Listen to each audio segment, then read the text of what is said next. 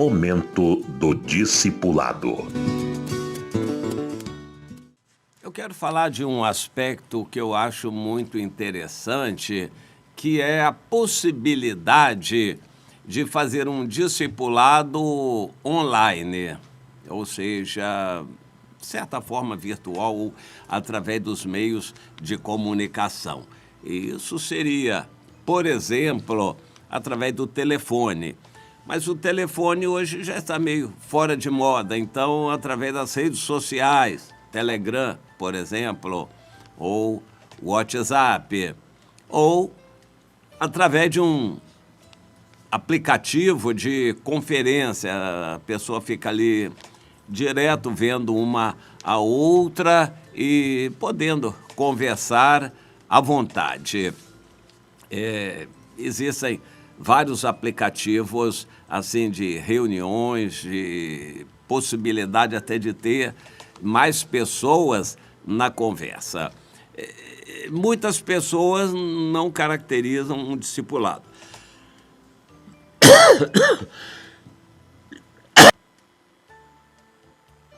Muitas pessoas juntas num aplicativo poderia simular uma reunião de célula, por exemplo, mas não o discipulado. O discipulado é uma relação entre duas pessoas.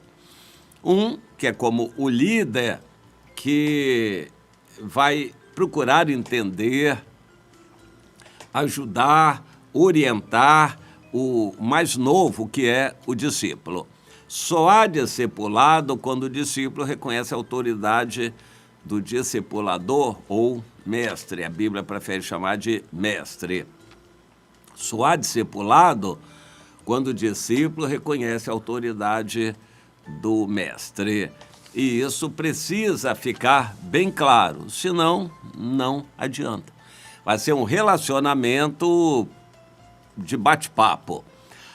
Apesar do líder, o discípulo, ser mais espiritual, mais maduro, ter um crescimento maior, ele precisa não se impor autoritariamente. Ele desce ao nível do outro para conversar. Nada de doutor, senhor e tratamentos respeitosos que distanciam as pessoas. A pessoa desce para se igualar com o outro. Apesar de, na linguagem, ele se igualar, mas no assunto ele não vai se igualar, ele vai puxar o assunto, ele não vai deixar o discípulo determinar o assunto e correr solto no assunto, ele vai tentar direcionar o assunto. Assim é, por exemplo, para a evangelização. Nós temos que mostrar as 4 leis espirituais para que a pessoa fique consciente de uma decisão que ela precisa tomar. As 4 leis espirituais são, a gente tem que mostrar que todos são pecadores. Depois, a gente vai mostrar na Bíblia que o salário do pecado é a morte. Existe uma consequência para o pecado. Então, todos estariam condenados à morte eterna se pagar no inferno, na condenação eterna do lago de fogo, os seus pecados, para sempre. Mas existe um remédio possível, que é Jesus. Ele morreu no nosso lugar. E em consequência de Jesus ter morrido no nosso lugar, a morte de Jesus também condena uma pessoa que não quer. A pessoa morre porque não quer tomar o remédio. Existe um remédio para o pecado, que é Jesus. Mas se a pessoa não quer, ela já está se condenando, assumindo que não quer o remédio, que ela vai morrer daquela doença chamada pecado. E ela vai arcar para sempre com a condenação de seus pecados. Mas o diabo faz com que muitas pessoas não creiam nisso, na eternidade, em pagar para sempre o pecado. O diabo está sempre tentando convencer pessoas de que isso não é verdade. Cabe a nós anunciarmos. Se a pessoa vai crer, aceitar ou não, é outra é outra coisa. Mas a nós cabe estarmos anunciando o plano de salvação. Porém, nós vamos encontrar resistências. Quando dissermos que todos são pecadores, a pessoa vai tentar se desculpar. Não, tá, é verdade, todos são, mas eu me esforço por não pecar tanto, por ser melhor, uma pessoa boazinha, eu me esforço. A gente vai ter que dizer, tá bem, isso é louvável, reduziria a sua pena no inferno, mas não evitaria de você ir para lá. Porque qualquer pecado, você pode ter poucos, mas tem algum, não tem? Então isso já é o suficiente para condenar você. O líder, o discipulador, o evangelizador tem que tomar o rumo da conversa nas mãos. Aí a pessoa vai dizer, não, mas as religiões são isso, são aquilo, a minha religião... Pois é, interessante o que você está dizendo, mas a Bíblia diz isso, e a gente puxa a conversa para o nosso fio da meada e não deixa a conversa descambar para onde o interessado ou a pessoa quer descambar. Nós temos que puxar a conversa para esse lado. Então então se todo mundo vai morrer, vamos pecar à vontade, porque todo mundo vai depois ser condenado. Pois é, mas existe uma possibilidade de salvação, que é Jesus. Então nós vamos mostrar a terceira lei espiritual. E ela diz, então tá bom. Não tá bom nada, porque tem a quarta lei espiritual. Você precisa tomar uma decisão. Se você não tomar essa decisão, a sua decisão já está tomada. Se você não quiser a Jesus, você já rejeitou a Jesus, ou seja, vai arcar com as consequências de seu pecado. Isso tem que ficar claro. O evangelizador, o discipulador, tem que estar consciente disso, ele tem que dirigir a conversa. Não só para evangelizar, mas durante todo o relacionamento.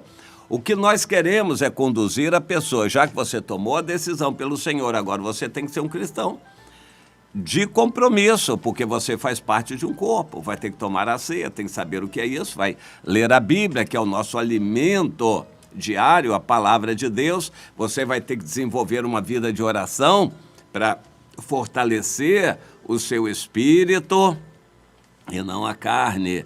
E você vai ter que confessar seus pecados, você vai abrir o coração, vai contribuir. Hoje você é parte de um corpo, a igreja tem que congregar, não pode ser crente avulso. Então, discipular é isso, ensinar essas coisas fundamentais e básicas para a vida cristã. O nosso assunto hoje, isso pode ser feito através da mídia? Pode.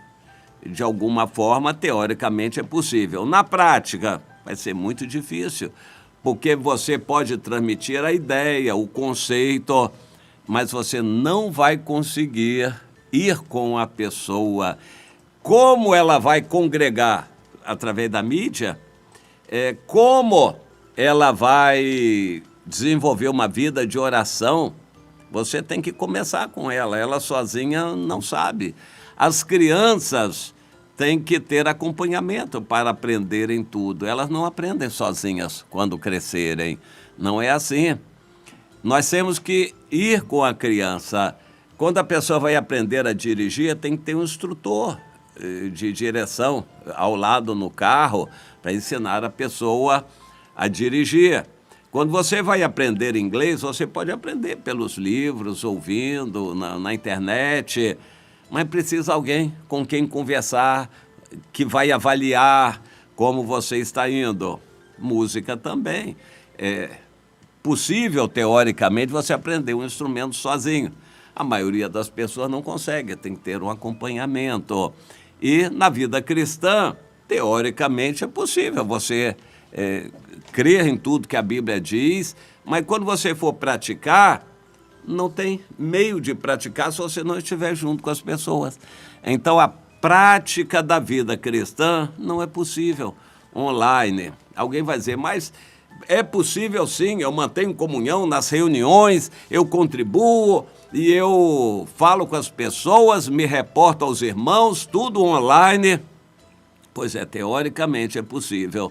Na prática, Isso é muito difícil.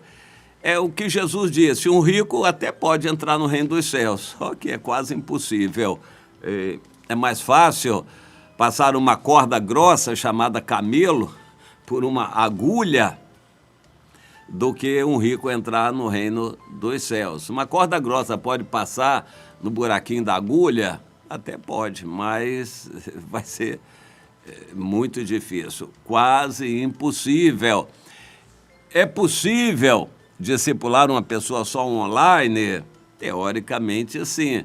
Na prática, como ela vai praticar as virtudes cristãs, o amor ao próximo, suportar um ao outro, levar a carga um do outro, e vai ser muito difícil essa convivência prática do cristianismo, só online. O problema é que Satanás está convencendo muitas pessoas que podem ser crentes avulsos, sem estar ligado a uma igreja. Satanás está convencendo as pessoas que podem ser crentes online, sem estar presencialmente com uma pessoa. É difícil online você demonstrar sentimentos e você poder ser compreendido, compreendida por quem está discipulando você. Os olhos, os gestos, a maneira de ser, a conduta, isso mostra muito e dificilmente à distância a gente vai conseguir. Agora, com relação à obediência, à disciplina, aí a vida virtual não vai ajudar. Você orar de joelhos, você fazer um jejum, disciplinar, as pessoas vão dizer, tudo pode, mas vai ser difícil você negar o seu eu. Quando você está online, dificilmente você está numa posição de reverência, vestido com uma roupa de igreja, digamos assim. Você pode dizer, eu não preciso vestir uma roupa e ir à igreja, eu faço de casa. Mas dificilmente em casa você vai ter aquela reverência. Dificilmente em casa você vai resistir às tentações de parar, ir ao banheiro, tomar uma água, ficar à vontade, botar o seu computador ali na cama, você vai se esparrachar na cama e não vai ter uma atitude de disciplina diante de Deus. Isso faz diferença? Faz. E como faz? É muito importante isto. Ou seja, teoricamente é possível discipular de forma online e, em alguns casos, é a única maneira que a gente pode tentar, mas isso não supre o contato pessoal. Quando a gente está discipulando uma pessoa à distância, ela pode se manter ligada a nós, mas nós vamos desejar que essa pessoa se ligue também ao corpo de Cristo à sua volta. Ele vai descobrir à sua volta que existem cristãos ali, que Deus quer que ele ame o próximo. Como ele vai descobrir próximos se ele não estiver em contato com pessoas? Novamente a pessoa vai dizer, não, mas eu posso, através da internet, descobrir pessoas que estão carentes, precisando de ajuda, e eu vou ajudar essas pessoas. Pois é, teoricamente tudo é possível, mas na prática é muito difícil. Na prática a pessoa não vai conseguir abrir mão do seu eu e negar a si próprio. O negar-se a si próprio vai ser muito difícil, porque a vida online convida a um comodismo. Você depende da internet, depende do seu aparelho, do seu computador, depende de silêncio no seu quarto, aí você quer ficar na cama, e, enfim, você tem mais dificuldade de negar o seu eu. A vida cristã consiste em negar o eu. Quando você sai de casa, hoje a quantidade de crentes que falta culto da igreja é enorme. Deu uma onda de frio, tem um monte de gente que já não vai à reunião da igreja. Eles não vão, às vezes não acompanham de longe, não dão satisfação que não foram, não procuram saber o que aconteceu, eles são crentes opcionais. Vão à reunião, se der para ir, quando o dia está difícil, o dia está frio, aí eles não vão.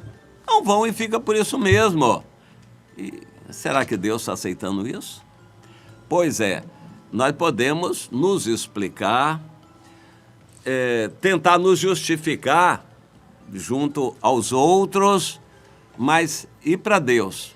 Como nós vamos conseguir explicar para Deus se nós negamos o nosso eu, estamos fazendo um sacrifício de sair da nossa casa, nos dirigirmos até o local de reunião. No caminho, vamos procurar evangelizar pessoas, conhecer situações. Nós precisamos de nos exercitar. O exercício físico é proveitoso para pouco, mas pelo menos um pouco a gente precisa dele. Não exageradamente. Há pessoas que querem exagerar e aí caem em idolatria do corpo.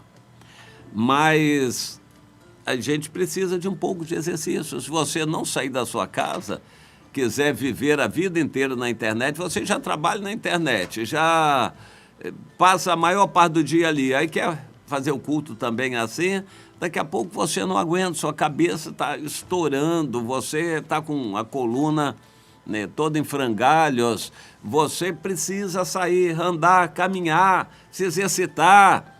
E enquanto você se exercita, Deus vai mostrando pessoas à sua volta que você não conhecia, para poder evangelizar, amar, ajudar. E quando vai à reunião da igreja, a mesma coisa. Lá na reunião, você vai olhar um irmão, outra irmã, uma pessoa que está carente, outra necessitada, para conversar, para ajudar, depois da reunião orar. Eu estou falando quem quer fazer a obra de Deus, porque tem crente que vai à reunião, no final não conversa com ninguém, não quer saber da vida de ninguém, ele só assiste à reunião e acha que é suficiente. É terrível isso, mas enfim, a gente precisa alertar. Vida cristã sem a prática é perder tempo. Vida cristã não é só teórica, tem que praticar. Mas quando você está só online, você não vê as outras pessoas que são seus próximos, seus irmãos, a quem você tem que amar. Então, a mutualidade cristã cai por terra, fica dificílimo, porque você não sabe quem está ali precisando de você, que está ao seu alcance para você amar, conversar, aconselhar, poder ajudar e saber da vida da pessoa. A prática da vida cristã online é quase impossível. Teoricamente, até pode, mas na prática ninguém consegue viver a vida cristã de casa. Ficar em casa é um comodismo que atrapalha a vida cristã. A Bíblia está cheia de expressões assim: dispõe-te, meu servo, ide por todo mundo, vá, meu servo, se levante e vá, coisa desse tipo. São ordens que Deus nos dá para quebrar o nosso eu. Você tem que abrir mão do seu conforto, do seu eu, da sua casa. E quando você tem que ir, está chovendo. Eu não vou não, está chovendo, hoje está frio, não vou ao culto. É triste ver como a igreja fica vazia. As igrejas ficam vazias dia de chuva ou de frio. Crentes de conveniência, muitos não vão à reunião quando está difícil. Eles não vão por compromisso, eles vão por interesse. É porque é bom ver os irmãos, rever pessoas, bater papo. Mas se o objetivo é esse, então se chover, se fizer frio, aí eles não precisam ir, porque vão outro dia e aquele não vai fazer falta. Mas se é compromisso com Deus e faltar, vai fazer muita falta. É como no ambiente de trabalho, você diz, hoje eu não vou trabalhar não, porque está frio, está chovendo. Não vá trabalhar para você ver o que vai acontecer com o seu salário. O compromisso com Deus é compromisso. Deus quer despertar os seus, que são seus, para o compromisso. Vida cristã não existe sem compromisso. Você faz uma aliança com o Senhor, compromisso de obedecer, de cultuar, de ofertar, de orar, de ler a Bíblia, de evangelizar, de amar os irmãos. Isso é compromisso, ordens do Senhor que você assumiu quando você resolveu congregar, se batizar.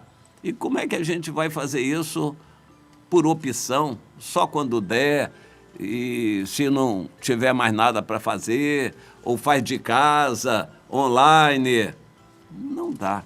A pessoa não vai conseguir.